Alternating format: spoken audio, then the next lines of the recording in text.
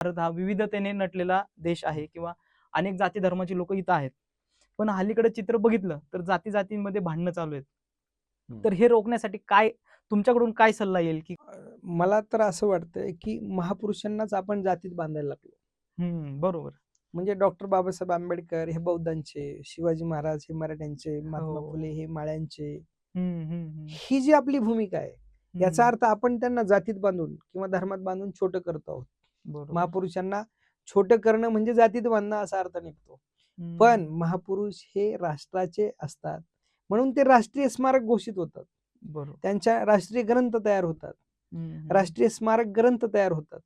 म्हणून आपल्या महापुरुषांनी हे एका जातीसाठी केलेलं नव्हतं, हे राष्ट्रासाठी केलं, हे पहिलं समजून घेतलं पाहिजे. राष्ट्रीय संपत्ती, राष्ट्रीय महापुरुष, राष्ट्रीय व्यक्तिमत्व यांचा आयाम मोठा आहे, त्यांची वैचारिकता मोठी आहे. त्यांनी हा फक्त माझ्या जातीचा आहे म्हणून काम केलं नाही. बरोबर. त्यांनी सगळ्या, आता शिवाजी महाराजांच्या बाबतीत आपण 18 पगड जातीचं सर्व धर्मासाठी काम केलेलं असं म्हणतो, आणि मग आपण छत्रपती शिवाजी महाराजांना जर फक्त एका जातीत बांधून ठेवलं तर मला वाटतं ही आपली संकुचित भावना आहे, हा आपला छोटा विचार आहे. आणि म्हणून आपण मुळात स्वतः व्यापक झालं पाहिजे. म्हणजे आपल्याकडे जी आता ब्रॉड म्हणजे व्यापक बनण्याची जी स्थिती आहे ती आपल्या डोक्यात पहिली आली पाहिजे. बरोबर. नाहीतर त्याचा अर्थ असा होतो की खुर्च्या उभवणे, देशाला डुबवणे, याला आम्ही म्हणतो लोकशाही राबवणे. घोटाळ्यांचा कोर्स होतो, सत्तेचा फोर्स होतो आणि राजकारणातला प्रवेश इन्कम सोर्स होतो.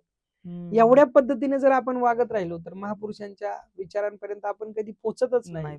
त्या विचारांपर्यंत पोहोचायचं असेल तर पहिली आपली मानसिकता व्यवस्थित केली पाहिजे. आपण जातीपातीतून थोडं बाहेर आलं पाहिजे आणि मोठ्या मनानं या सगळ्या गोष्टी स्वीकारून ही मोठी माणसं समजून घेतली पाहिजे, हे मला वाटतं.